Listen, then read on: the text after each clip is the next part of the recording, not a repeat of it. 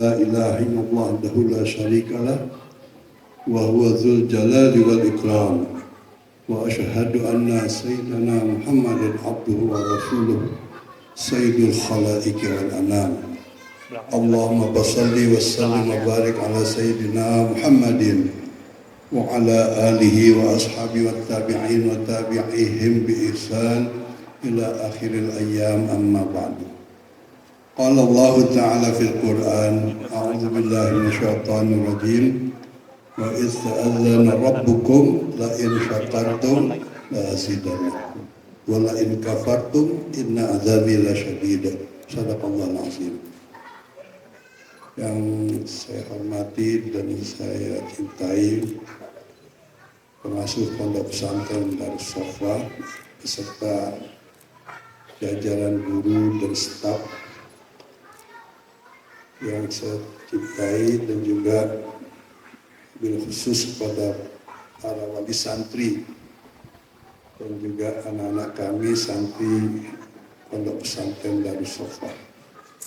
Mudah-mudahan selalu dapat barokah dari Allah Subhanahu wa Ta'ala. Pagi ini saya ingin menyampaikan pertama ucapan selamat pada khususnya wali santri yang dengan berkat doa para wali santri lah anak-anaknya telah berhasil menyelesaikan studinya di pondok pesantren ini. Mudah-mudahan telah menjadi anak yang soleh dan solehah dan ilmunya bermanfaat. Dan juga kami atas nama keluarga besar Pondok Pesantren Al-Quran Darus Safa mengucapkan selamat pada anak-anak kami yang pada saat ini, pada hari ini telah dinyatakan lulus menyelesaikan tahap akhir daripada jenjang studinya. Mudah-mudahan ilmunya bermanfaat. Tentunya tidak hanya sampai di sini. Dikatakan man amila bima alima warafahullahu ma lam ya'lam. Apabila ilmu yang sudah diperoleh ini diamalkan, insya Allah dan pasti kata Nabi akan Allah berikan ilmu-ilmu yang belum diketahuinya. Dan tentunya untuk menjaga ilmu yang sudah dipelajari ini akan terus berlanjut, ya, tidak hanya sampai di sini. Dan Imam Syafi'i pernah menyampaikan kepada gurunya, yaitu Imam Waqi', tentang kondisi dirinya sebagai santri. Kenapa kok begitu susah menghafal atau mengingat ilmu yang sudah diberikan itu? Syakautu ila waqi'in fi su'i hifzi fa arsadani bi antarkil ma'asyi. Nasihat gurunya adalah ketika Imam Syafi'i berkata, ya Syekh, saya kok sekarang sudah sulit sekali menghafal dan ingatan saya sudah tidak seperti dulu lagi. Maka dinasihatkan Pak Arsadani, Imam Waqi' sebagai guru beliau menasihati pada Imam Syafi'i biantarkil ma'asyi. Caranya gampang, jangan berbuat maksiat. Fa'innal ilma nurun wa nurullahi la yu'til asy. Karena ilmu itu adalah ilmu atau cahaya nur dari Allah Subhanahu wa Ta'ala, tidak akan diberikan kepada orang yang berbuat maksiat.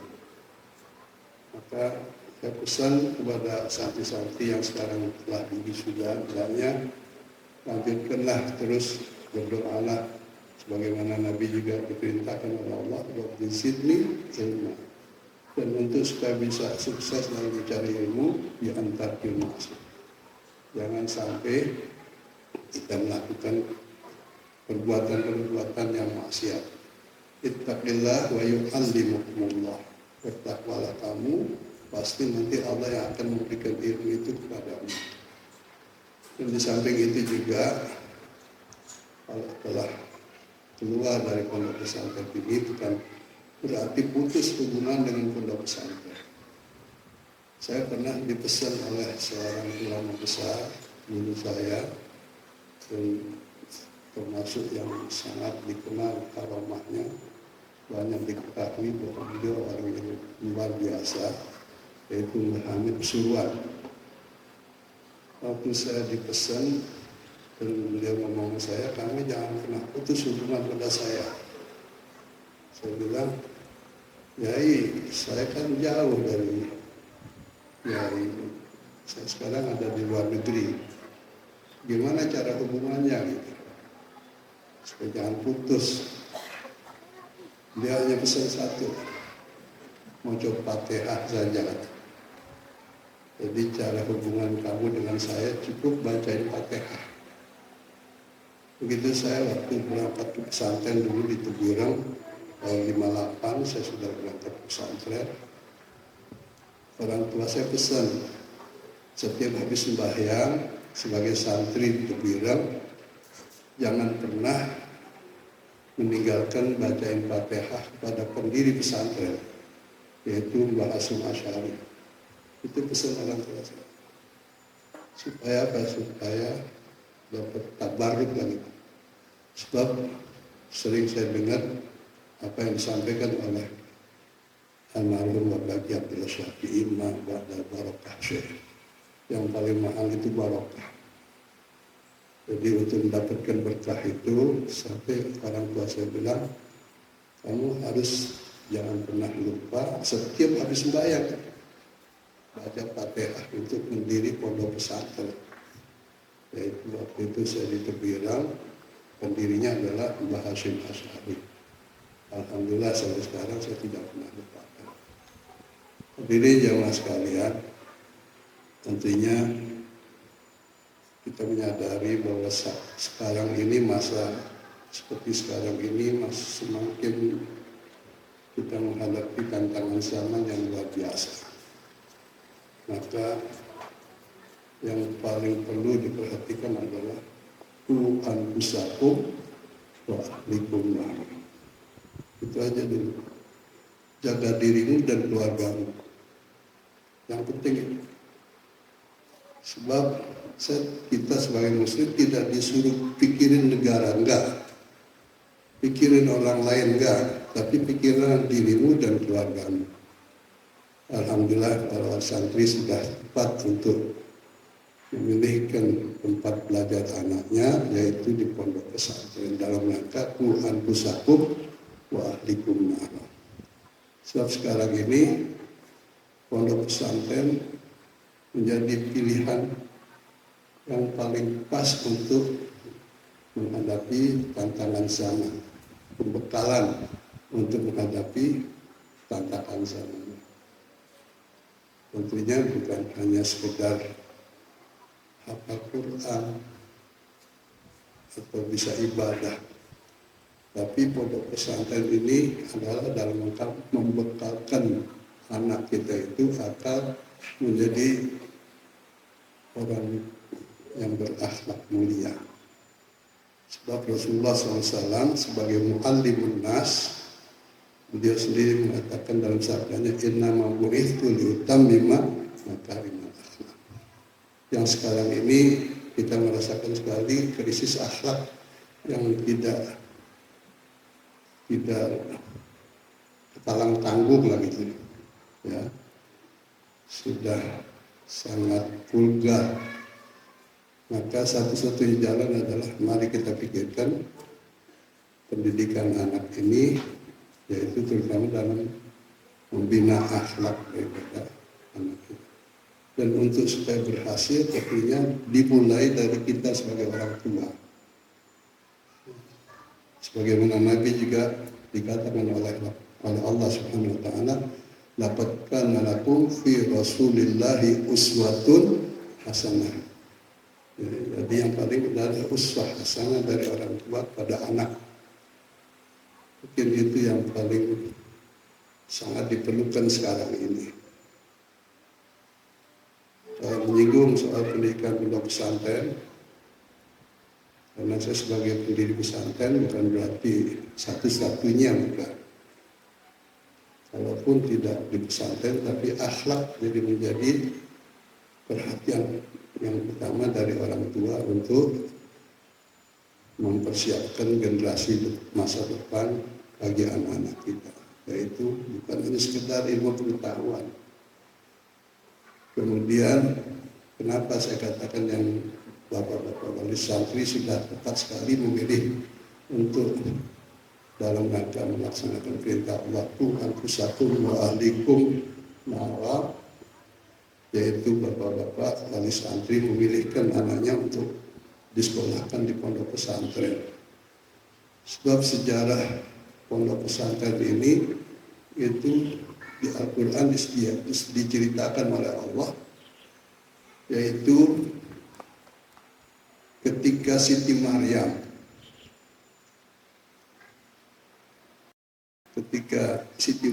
lahir, sebelum lahir ibunya sudah nazar, inni nazartu laka ma fi batni muharrara. Nazarnya itu bayi yang ada dalam kandungannya itu sudah dinazarkan supaya jadi seorang ulama, kira-kira gitu. Inni nazartu laka ma fi batni muharrara. Tentunya waktu itu mengharapkan anaknya lahir laki-laki, kemudian kalau laki-laki nanti bisa menjadi imam besar di Masjid Aqsa, waktu itu di Palestina, dan bisa menjadi pemimpin lah di tengah-tengah umat. Tapi ketika lahir, yang diharapkan laki, tapi ternyata perempuan. Qalat inni wada'tuha untha. Dia berkata kepada Allah, ya Allah, saya telah melahirkan, tapi bukan laki. Padahal saya nazar dulu, kalau laki akan saya jadikan khotib, imam, dan sebagainya. Tapi sekarang yang lahir perempuan. Allah menjawab, saya sudah tahu, dan memang tidak sama antara laki dengan perempuan. Jadi kalau sekarang ada, katakanlah, semangat untuk gender apa persamaan laki perempuan, itu sebenarnya nggak ada, nggak mungkin. Nggak harus dituntut sebagai laki dan perempuan harus sama. Sebab Allah sudah menolak ini yang membantah atau yang menjelaskan. Kalau unta. Akhirnya Siti Maryam yang baru lahir ini oleh ibunya langsung diberi nama. Wa inni samaituha Maryam. Ya Allah, kalau begitu ya saya ngerti, dan anak perempuan saya kalau gitu saya kasih nama Maryam. Jadi Nabi kita Muhammad SAW juga berpesan pada kita umatnya, hakul walad alal walid, salah satu kewajiban orang tua pada anak dalam rangka tadi anfusakum wa ahlikum, yaitu ada 3 kewajiban orang tua yang pokok kepada anak yang baru lahir ini. Pertama adalah ayyuhsina ismahu, supaya kalau beri namalah yang baik, ya. Jangan sembarangan, jangan ngetren. Ada orang namanya Bram dikatakan Bram, Robert ikut tren. Tapi kita sudah punya patokan. Nabi mengatakan paling baik nama itu adalah Ma'ubidah, Abdullah, Abdurrahman. Tapi kalau generasi sekarang katakanlah mengatakan itu sudah kuno ya, dan sebagainya. Tapi ada hadis yang betul-betul sangat harus kita jadikan perhatian yang sungguh-sungguh sebagai orang tua dalam tentang beri nama ini. Kalau kita punya keluarga, kemudian lahir anak laki-laki, mungkin ada berapa orang, maka jangan pernah tidak ada satu di antara laki-laki itu yang diberi nama dengan Muhammad atau Ahmad, supaya rumah itu jadi barakah. Jadi nama Ahmad dan Muhammad itu nama yang dipilih oleh Allah untuk Nabi terakhir beliau, Nabi terakhir Allah SWT, yaitu Nabi kita Muhammad SAW. Sehingga Nabi mengatakan kalau kita punya anak, umpamanya satu rumah tidak ada yang namanya Muhammad atau Ahmad, kalau di situ ada anak laki-lakinya, maka jangan sampai terjadi seperti itu. Sebab Kalau ada nama Muhammad akan diberkahilah rumah tangga. Wa ayyuksina ismahu. Yang kedua, wa ayyu alimahul kitab. Hendaknya diberikan pendidikan, yang utama adalah mampu membaca dan menulis. Dalam hal ini tentunya adalah fokus kepada membaca dan menulis Al-Quran. Yang sekarang ini dalam satu survei dari para ahlinya yang dilakukan di Jakarta terhadap siswa-siswi tingkat SMP, SMA dari orang Islam tentunya, itu hasilnya mencengangkan. Yang mampu baca Al-Quran ternyata kurang dari 23%. Yang 73% itu buta Al-Quran. Katakanlah tidak mampu baca Al-Quran dengan baik. Kesalahan siapa? Kesalahan orang tua. Gitu. Jadi ini harus kita sadari banget gitu. Sekarang alhamdulillah sudah mulai dimasyarakatkan, dikembangkan untuk gemar baca Al-Quran. Tapi tidak hanya cukup segitu. Karena itu pondok pesantren ini kita namakan pesantren Al-Quran dengan catatan, dengan harapan seperti tadi, agar untuk kepentingan membaca Al-Quran ini betul-betul sudah bisa dirasakan oleh kita semuanya. Bahkan kalau kita lihat hadis Rasulullah SAW berpesan kepada kita ini, adibu auladakum, didik anakmu, ajarin anakmu. Pertama adalah bihubbi nabiyikum, agar anakmu itu cinta kepada Nabi. Cinta kepada Nabi ini tidak akan pernah didapatkan oleh anak-anak kita, yaitu laulal ulama maka ma'rafnal anbiya, gitu katanya. Kalau tidak ada ulama, kita tidak akan pernah kenal Nabi kita. Jadi supaya anak kita cinta kepada Nabi, harus cari ulama atau belajar kepada ulama, itulah gitu. So kalau enggak, di mana kita bisa kenal Nabi kecuali melalui ulama-ulama. Karena itu Imam Syafi'i pernah mengatakan,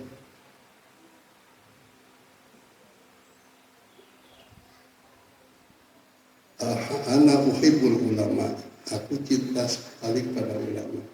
Walastu minhum, sekalipun adalah saya bukan ulama. Itu Imam Syafi'i sering mengatakan itu. Jadi kita cinta pada ulama itu awal daripada kita buka pintu untuk pendidikan anak-anak kita. Kalau kita sebagai orang tua tidak punya rasa cinta kepada ulama, gimana kita mau mendidik anak kita kepada ulama itu? Sekarang banyak orang sudah tidak meyakini lagi, sehingga dia bisa berpikir macam-macam, karena kurang canggih segala macam.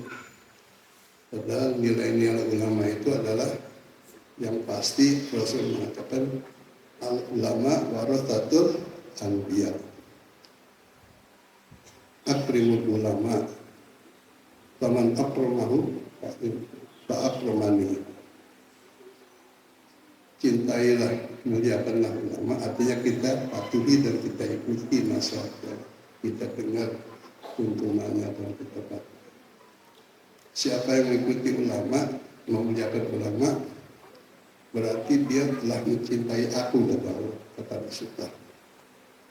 Akrim ulama, in akramahu dapat akramani. Nah, kembali kepada cerita ibunya Siti Maryam, tidak cukup hanya diberi nama yang baik atau dipilihkan nama Maryam itu.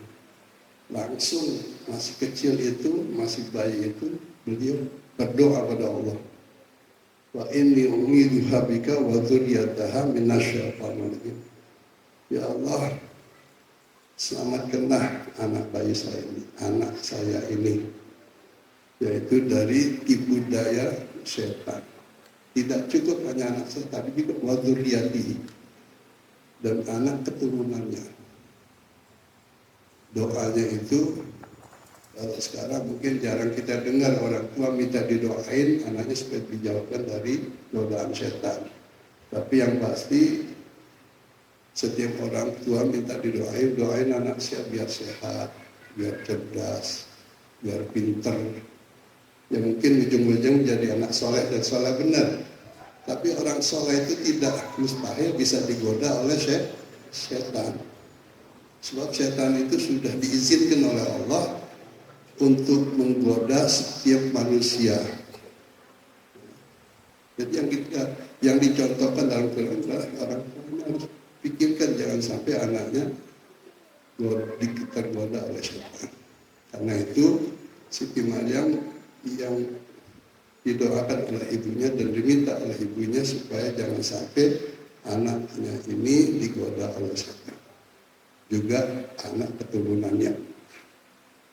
Nah setelah itu apalagi sebagai orang tua ini tidak lepas daripada upaya orang tua untuk melaksanakan mengamalkan perintah Tuhan kusaku wa ahlikum.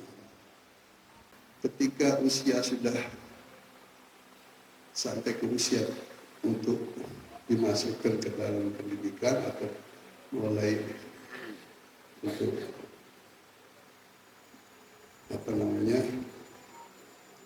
dididik ya, di sekolahin yang kita bilang, maka ibunya Siti Maryam ini tentunya hati-hati ya. Kalau sekarang nanti kita untuk hati-hati itu ya antara lain dengan istikharah. Begitu juga kita yakin Siti Maryam ibunya ini istikharah supaya jangan sampai milih tempat belajar anaknya itu yang salah.